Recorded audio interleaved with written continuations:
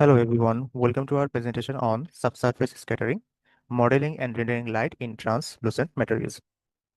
I am MD Tamim Iqbal from Team Got and my ID is 28. Today I will be explaining the fundamental concepts of subsurface scattering.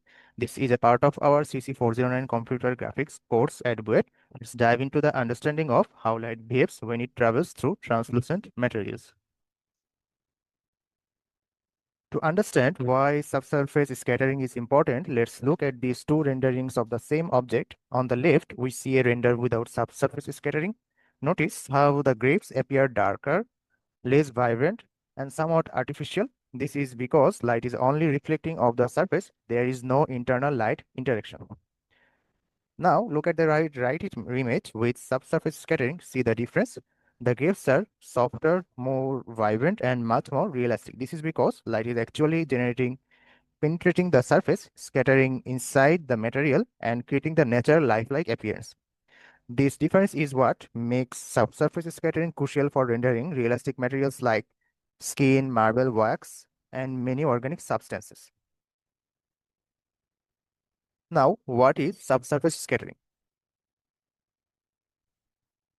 Let me give you the definition and help you understand this concept. Here, we can see the full picture.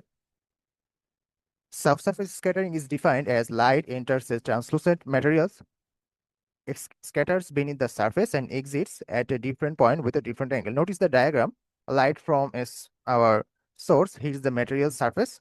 Some reflects off immediately, but some enters the material. Inside the material, you can see these green paths showing how a light bounces around between particles before finding its way out. And finally, the light exits at completely different locations from where it entered. We will see the detailed step-by-step process of how light travels in subsurface scattering and the physics behind it in the upcoming sections. To build your intuition, imagine shining a flashlight through your finger. You don't see a sharp beam on the other side. Instead, you see a soft red glow. That's subsurface scattering. The light enters your skin, travels inside, and exits everywhere, creating that characteristic soft illumination. This is why, like materials like skin, marble, milk, wax, and jade, have that distinctive soft and slightly glowy appearance that makes them look so natural and realistic. Let's compare standard PBR that's physically based rendering with subsurface scattering to really see the difference. Standard PBR treats surfaces as opaque boundaries. Light hits the surface and either reflects or gets absorbed. This works great for materials, plastic, and other opaque materials, but it falls short when we need to render translucent objects. With subsurface scattering, we are simulating the actual physics of light transport inside the material. This gives us that natural organic look that is essential for realistic rendering of biological materials. The difference is dramatic. Standard PBR might make skin look like plastic, while SSS makes it look alive and natural. And that covers the fundamental concepts of subsurface scattering. We have seen what it is, why it's important, and how it differs from standard rendering approaches. Next, my teammates will explain the detailed physics of how light actually travels through these materials and the mathematical models we use to simulate this physics.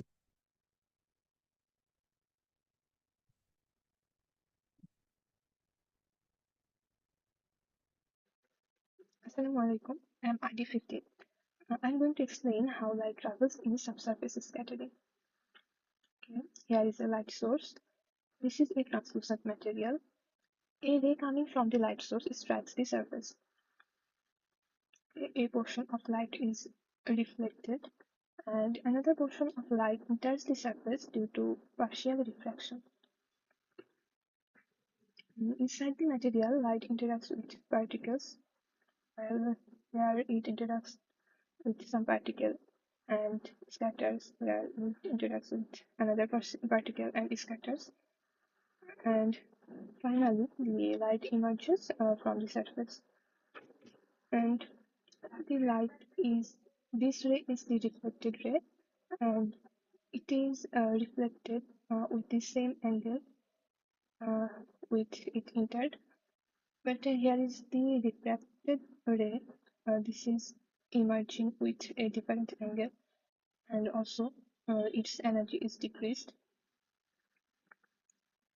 As the ray was scattered in the material, and so it reduced its energy.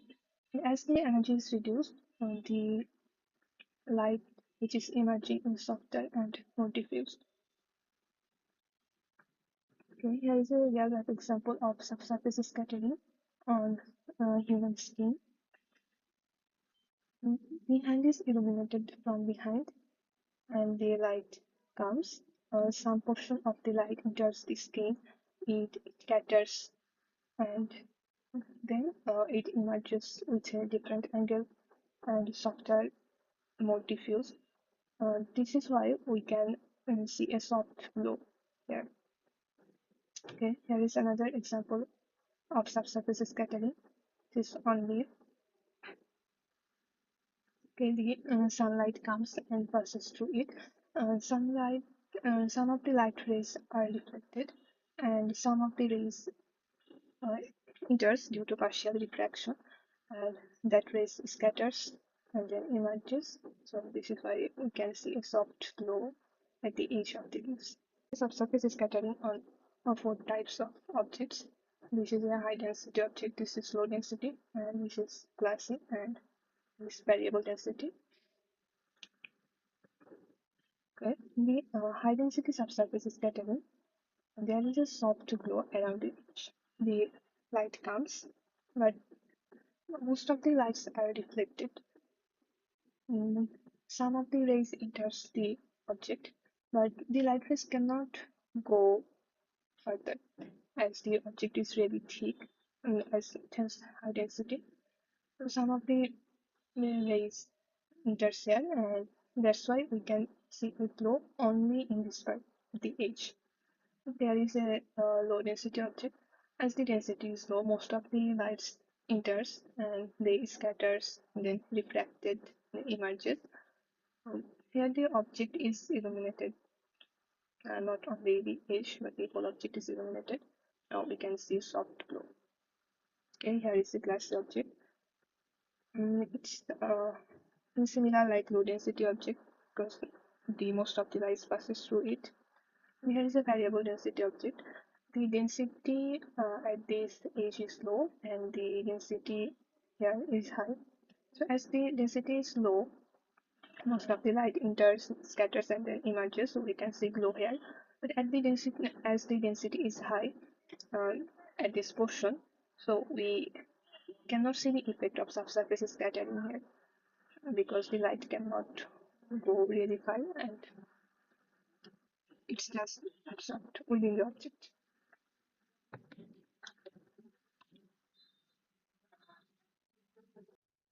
All right, let's start with how we actually model subsurface scattering mathematically.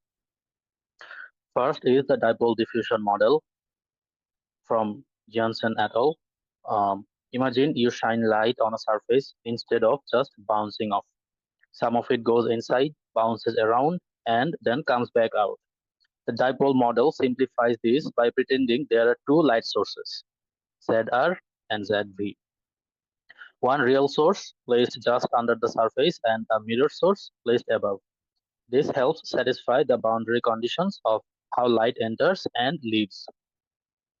It works really well for thick uniform materials, uh, think skin, marble, milk, where light travels inside for a while before escaping. Then comes the multipole model. Basically, instead of just two sources, we use several positive and negative sources to better handle thin slabs of or layered materials like leaves or a thin layer of skin over tissues.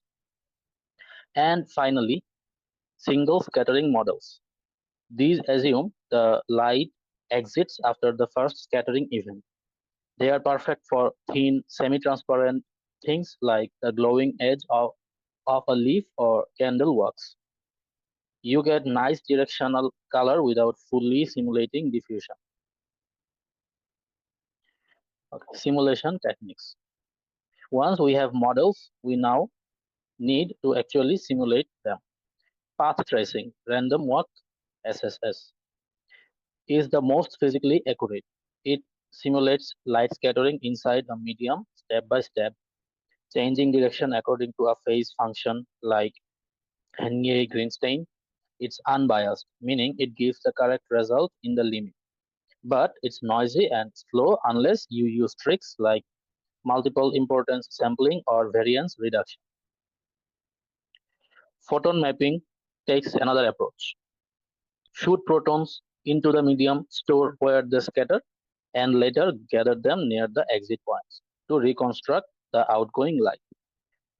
And for games or real-time apps, texture space diffusion is common.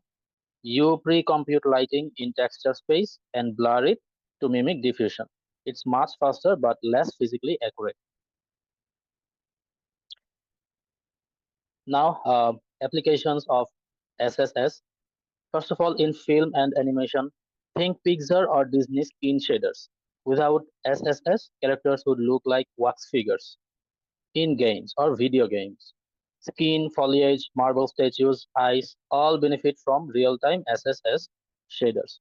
Medical visualization. Accurate light transport in tissue for training or diagnosis. Product design. Simulating translucent plastics, food, cosmetics before they exist physically. Cultural heritage. Digitally preserving marble, jade, and other artifacts. Here is a quick diagram of some common SSS materials and how they relate. Arrows just show similar scattering behaviors.